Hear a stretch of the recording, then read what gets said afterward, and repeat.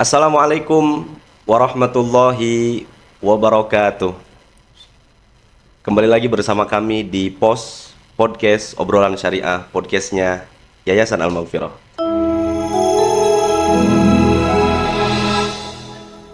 Pemirsa yang dimuliakan Allah Subhanahu wa Ta'ala, insan BP Jam Sostek dimanapun Anda berada, ibadah haji merupakan rukun Islam yang kelima, yang tentu hampir seluruh umat Islam mendambakan untuk bisa segera melaksanakan ibadah haji. Namun pada realitanya banyak sekali orang-orang yang sudah mampu, dalam tanda kutip ya, mampu secara harta, mampu secara fisik dan seterusnya, banyak sekali menundanya. Mereka merasa belum pantas, mereka merasa masih cukup banyak waktu luang, padahal Islam sendiri menyirat pesan yang kuat untuk menyegerakan ibadah haji. Pada kesempatan ini, sebagaimana yang Anda lihat di thumbnail dan juga judul, kita akan sama-sama berbincang masalah menyegerakan ibadah haji, yang kita langsung datangkan mantan anggota pimpinan BPKH atau Badan Pengelola Keuangan Haji, Dr. Rahmat Hidayat. Dan juga insya Allah kita juga akan berbincang dengan guru kita yang sudah tidak asing lagi, Kiai Haji Lukmanul Hakim Marzuki, tentang masalah menyegerakan ibadah haji. Ini satu tema yang menurut kami cukup menarik, karena memang kita sebagai umat Islam diwajibkan untuk melaksanakan ibadah haji. Namun menyegerakannya ini loh yang menjadi pertanyaan banyak orang begitu ya. Sebelum itu, mari kita sapa dulu narasumber pertama kita, Bapak Haji Dr. Rahmat Hidayat. Kalau saya manggilnya Pak Kiai karena beliau ini punya pesantren di Tenjo, Pak Kiai, ya benar ya. Ya, Jadi betul sekali. betul Ya. narasumber kami pada kesempatan kali ini sama-sama Kiai nih. Saya jadi agak deg-degan nih ngobrol sama para Pak Kiai. Saya manggil Pak Kiai aja lah ya. Pak Kiai, assalamualaikum Pak Kiai. Waalaikumsalam warahmatullahi wabarakatuh. Ya Allah, Masya Allah. Gimana kabar Pak Kiai? Sehat Pak Kiai? Alhamdulillah fisihah wal afiyah. Alhamdulillah Pak Kiai. Tadi kita hari ini berbincang tag-nya di hari Jumat. Di hari Jumat tanggal berapa? Tanggal 30 ya, Januari. Kebetulan kemarin Yayasan Al-Maghfirah berulang tahun Pak Kiai. Yang ke-29. Minta doanya mudah-mudahan Semoga berkah. amin. Tambah maju berkah. Iya, alhamdulillah. Kita kebetulan pada hari ini tag-nya di seperti biasa di kantor sekretariat Yayasan Al-Maghfirah, dan Yayasan Al-Maghfirah kemarin ya, berulang tahun yang ke-29. Ke-29. Kita berdoa mudah-mudahan Yayasan Al-Maghfirah senantiasa memberikan manfaat untuk umat dan juga menjaga amanah terbaik untuk umat. Amin, amin. Kembali ke Pak Kiai. Pak Kiai tadi jalan dari mana sih Pak Kiai ya? Tinggal Dari tadi. BSD. BSD Pak Kiai. Kalau pesantren di Tenjo kan Pak Kiai? Tenjo, iya. Beberapa tahun lalu ikut peresmian juga tuh Pak Kiai saya. Iya, alhamdulillah. Alhamdulillah. Di apa ya nama pesantrennya, Madinatul Rahmah. Madinatul Rahmah. Iya, udah banyak santrinya Pak Kiai. Ya, lumayan lah. Mudah-mudahan tambah berkah, tambah maju Pak Kiai. Amin, Amin ya rabbal alamin. Kita tahu bahwa Pak Kiai atau Pak Dr. Rahmat Hidayat ini adalah seorang doktor ya, dan juga pernah menjabat sebagai anggota komisioner Badan Pengelola Keuangan Haji Pak Kiai. Iya, betul. Iya, periode 2017 sampai 2022. Berarti sudah sekitar 4 tahun lalu Pak Kiai. Iya. Artinya tapi data belum banyak berubah gitu, dan regulasi Pak Kiai. Ya, kalau data tentu berubah lah ya. Kalau regulasi mungkin masih tidak terlalu berbeda dengan sebelum-sebelumnya. Iya. Sebab nanti kami akan mencoba bertanya, mengulik tentang menyegerakan ibadah haji dari secara realita dan juga data di BPKH Pak Kiai. Iya. Ya. Beliau adalah seorang doktor lulusan Universitas Kebangsaan Malaysia yang lulus tahun 2010, 16 tahun yang lalu Pak Kiai itu ya. Iya. S1-nya di Unhas, Universitas Hasyim Asy'ari, Fakultas Syariah. Kemudian S2-nya di Enggak, S1 juga Universitas Jember juga. Oh, di Jember Pak Kiai. S2-nya di ITB, Institut Teknologi Bandung. Iya. Mengambil ekonomi Universitas dua nih Pak Kiai ya, S1-nya nih ya. Dua. Ada di Universitas Hasyim Asy'ari dan juga Universitas Jember. Iya. Lulusan tahun 1990. Saya belum lahir itu Pak Kiai. Iya. Pendidikan S2 di Institut Teknologi Bandung, lulus tahun 2001 dan S3-nya di Universitas Kebangsaan Malaysia di UKM. Alhamdulillah. Mudah-mudahan kita doakan Pak Kiai Dr. Rahmat Hidayat ini senantiasa panjang umur, sehat badan, dan juga memberikan manfaat untuk umat Pak Kiai. Amin, amin. Ya. Kita juga sebenarnya banyak sekali di sini ya sepak terjang di dunia kemanfaatannya nih. Ada pertama dari PNS di Kementerian Perencanaan Pembangunan Nasional, kemudian juga pernah menjabat sebagai Direktur Umum dan Hukum Pusat Pengelolaan Dana Pembiayaan Perumahan Kementerian Pekerjaan Umum dan Perumahan Rakyat. Ya. Sejak tanggal 7 Juni sampai 14 Oktober 2022 mendapatkan amanat sebagai anggota Badan Pengelola Keuangan Haji atau BPKH. Tapi kalau sekarang kesibukannya apa Pak Kiai? Ya, saya sekarang sibuk mengajar ya di Fakultas Ekonomi dan Bisnis UIN sama di UIN Jakarta Pak Kiai. Pascasarjana Universitas Indonesia. Alhamdulillah. Kemudian sibuk di Dewan Masjid sebagai Sekjen Dewan Masjid Indonesia. Oh, sekjennya. Wakil Sekjen MUI Pusat. Masya Allah. Anggota Awan PBNU. Waduh. Mengurus pesantren dan iya. tetap di Dewan di Lembaga Keuangan Syariah sebagai Dewan Pengawas Syariah. Oh, kalau DMI itu ketuanya masih Pak Yusuf Kala? Masih Pak Yusuf Kala. Pak Kiai sebagai sekjennya. Alhamdulillah. Masya Allah. Baik. Mudah-mudahan sekali lagi obrolan kita pada kesempatan pagi ini membawa berkah, membawa banyak insight atau pengetahuan dan wawasan untuk kita semua, mobil khusus untuk insan BP Jam Sostek. Juga kita sapa yang sudah tidak asing lagi, guru kita Ki Haji Lukmanul Hakim Marzuki. Assalamualaikum Guru. Waalaikumsalam warahmatullahi wabarakatuh. Masya Allah. Pada hari ini sebenarnya kami sedang berduka karena ada beberapa sahabat kami atau ada sahabat kami yang kemarin berpulang ke rahmatullah ya. Kita doakan mudah-mudahan mendapatkan tempat terbaik. Ya. Amin ya Allah ya Rabbal Alamin. Sehat Guru ya. Alhamdulillah. Mudah-mudahan sehat panjang umur Guru ya. Amin ya Rabb. Langsung kita mulai aja nih Pak Kiai, Guru Lukman. Mohon izin kita ngobrol santai tapi penuh makna Pak Kiai. Seperti yang sudah-sudah bahwa kami ini sudah podcast sekitar 4-5 kali kalau nggak salah ya. Selalu dengan Guru Lukman Pak Kiai. Kebetulan pada kesempatan ini kita akan sama-sama mengulik atau membahas permasalahan tentang menyegerakan ibadah haji nih Pak Kiai. Karena kita tahu bahwa penonton setia kita insan BP Jam Sostek itu insya Allah sudah memenuhi syarat istitoah. Syarat istitoah itu tuh. Paling tidak istitoah maliyahnya. Istitoah maliyah, kemampuan secara harta begitu Pak Kiai. Secara finansial. Pertanyaan pertama kami tentu Pak Kiai yang akan kami tanyakan adalah bahwa kita nih kan sering dengar anjuran untuk menyegerakan ibadah haji. Menyegerakan ibadah haji kita tahu bahwa ibadah haji itu adalah kewajiban. Iya. Ibadah haji itu adalah perintah dari Allah Subhanahu wa taala. Tentu menyegerakan bagi orang-orang yang mampu ini kan adalah kewajiban juga begitu Pak Kiai ya. Setidaknya mereka istitoahnya maliyah atau kemampuan segi finansial. Kalau dari perspektif realitas haji hari ini Pak Kiai, apa sebenarnya makna dan urgensi menyegerakan haji ini Pak Kiai? Ya. Pertama begini, Allah Subhanahu wa taala berfirman, "Walillahi 'alan nas hajjul baiti man istata'a ilaihi sabila." Allah perintahkan bagi orang yang mampu untuk segera melaksanakan ibadah haji. Yang mampu itu kan banyak perspektif ya. Pertama adalah istitoah maliyah, kemampuan finansial, dan yang kedua adalah istitoah badaniyah, fisik sehat, dan istitoah akliyah ya, akalnya juga sehat. Ya, tidak terganggu ya. Kita melihatnya dari salah satu ya perspektif sisi maliyah. Kemudian ada hadis Nabi yang berbunyi, ta'ajilul hajja fa in hadakum la yadri ma ya'taridu lahu.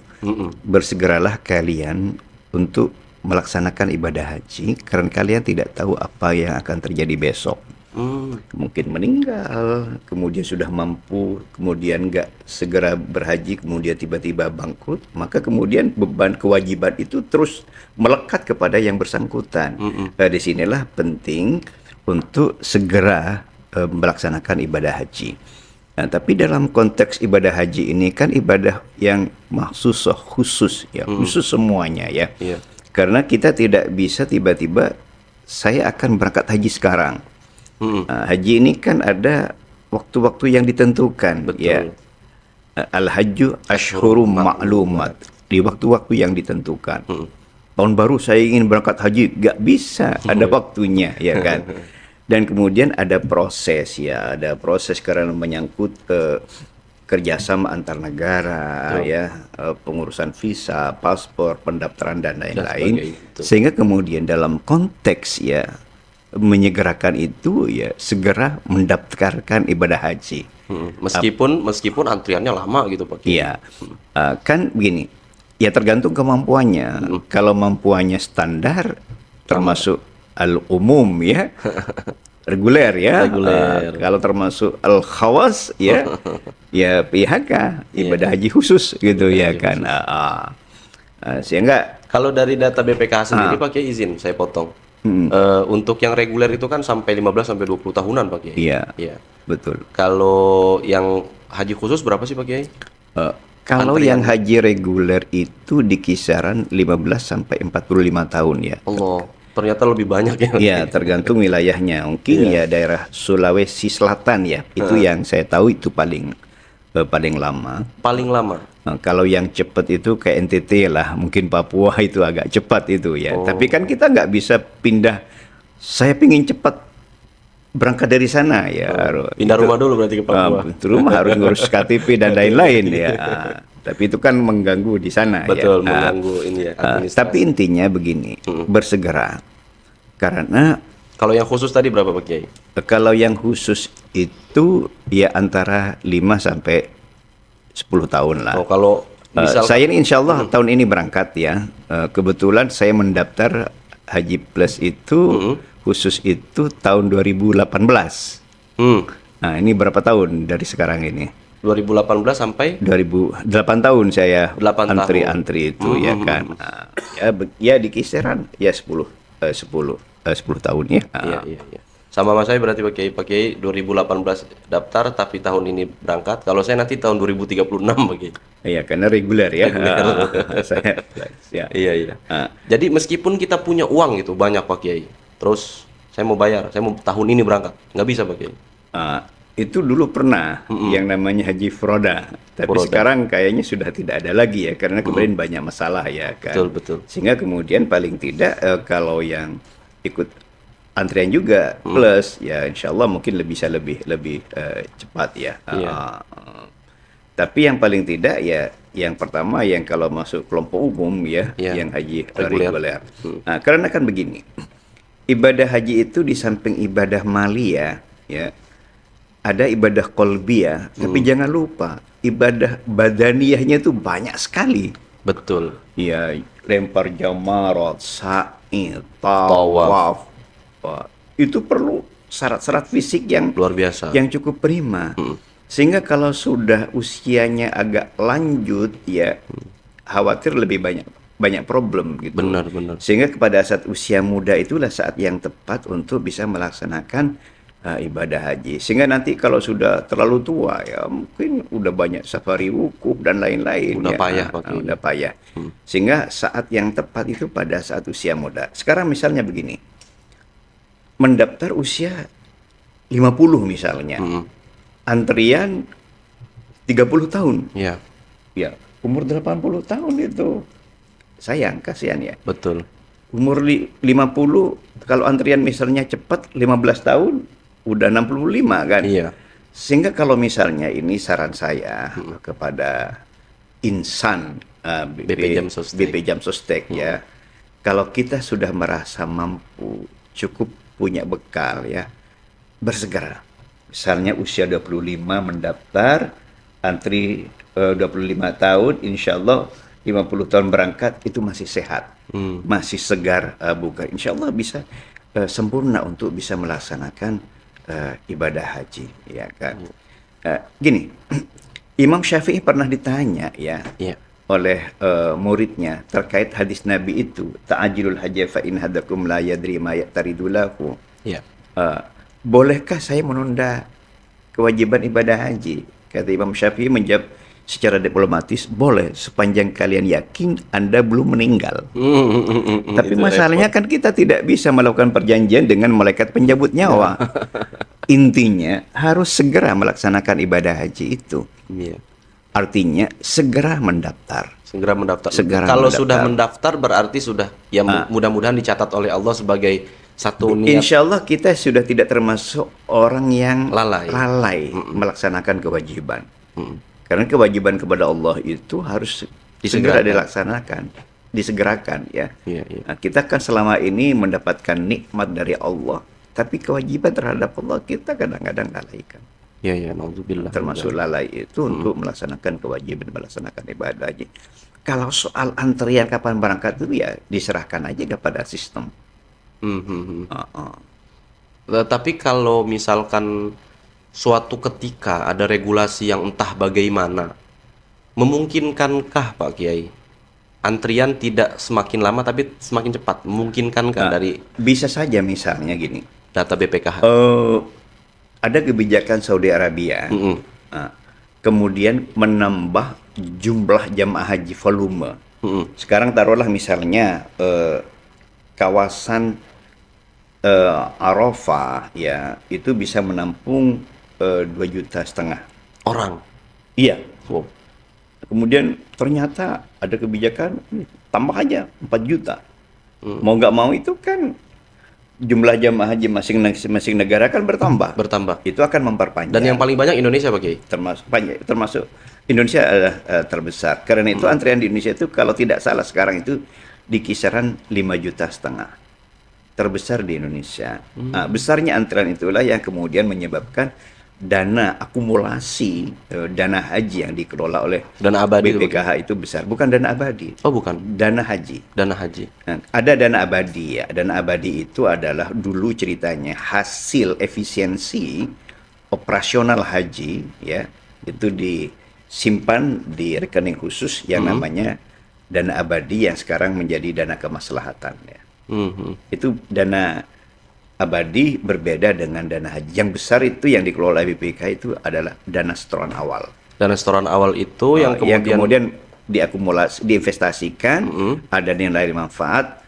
Nilai manfaatnya itu dibagikan kepada jamaah untuk ya semacam memberikan subsidi lah dari operasional haji. Yang seharusnya yang saya dengar itu harusnya membayar 90, membayar 90, jamaahnya membayar 55 misalnya. 40-nya dari mana tuh? Itu dari hasil investasi itu. Oh, iya. Ya, jadi itu fungsinya BPKH itu seperti itu Pak Kiai. Iya. Alhamdulillah. Itu menurut saya sebuah insight yang luar biasa Pak Kiai tentang bahwa menyegerakan ibadah haji itu tadi yang Pak Kiai bilang bahwa kita tidak tahu kapan akan terjadi sesuatu kepada diri kita, baik itu maut, sakit, bangkrut dan seterusnya gitu ya. Jadi dan jangan lupa ajal itu tidak ada kaitannya dengan umur loh. Bener. Ya. Ada umur yang sudah sweet, sehat, ada yang masih muda, meninggal ya Ustaz. Bener. Gimana tuh guru tuh? Ajal itu banyak orang yang sehat tapi tiba-tiba wafat. Banyak orang yang sakit tapi tidak mati-mati gitu. Apa tuh begitu? Ya, itu ungkapannya Imam Syafi'i ya. Iya. Kam min sahihin mata min ghairi illatin. Wa kam min syaqimin asahina minad dahri. Betapa banyak orang yang sehat, seger buger, tidak ada riwayat penyakit di dalam tubuhnya. Namun mati secara tiba-tiba. Wa kam min saqimin asahina minad dahri. Dan tidak sedikit orang yang nggak ada riwayat penyakit ya. Orang yang seger bugar mati secara tiba-tiba. Dan nggak sedikit orang yang sudah digerogoti penyakit dalam tubuhnya, komplikasi, urat pada asam kan gitu kan. Asam urat. Asam urat. Segala macam penyakit yang sudah terakumulasi di dalam tubuhnya, tapi masih hidup sepanjang hari. Masya Allah. Nah, makanya saya setuju dengan ungkapan ya ajal itu tidak mengenal umur ya. Betul. Iya. Dan ajal tidak ada notifikasinya. Betul. Kalau ajal ada notifikasinya mah enak. Hari ini jam sekian kau harus kembali menghadap Allah. Saya yakin itu. sebanyak-banyaknya harta kita keluarkan Iya. Untuk sodako. untuk sodako. Dan nggak keluar dari masjid. Nah iya benar. Tas Jadi, sampai putus kan gitu.